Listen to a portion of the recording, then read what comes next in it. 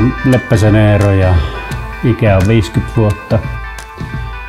Ja mä asun täällä Rovaniemellä ja olen asunut täällä jo yli 15 vuotta ainakin, en ihan muistakaan kuinka pitkään.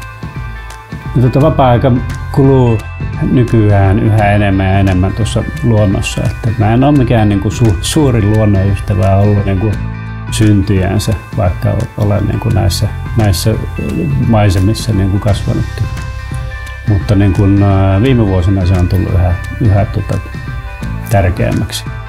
Kun me asutaan tässä Ounasrinteen kupeessa ja tuosta takapihalta periaatteessa, kun astuu ulos, niin ollaan Ounasvaarassa.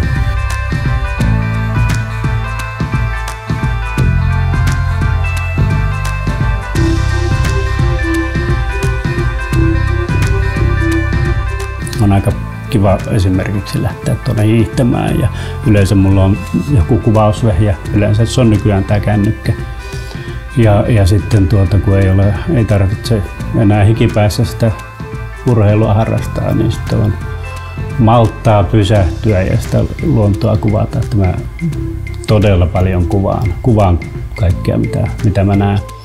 Ja tuolla Ounasvaaralla sitten se on joka kerta erinäköinen ja vuoden ajat vaihtelee. Täällähän puhutaan, että Lapissa on 8 vuoden aikaa.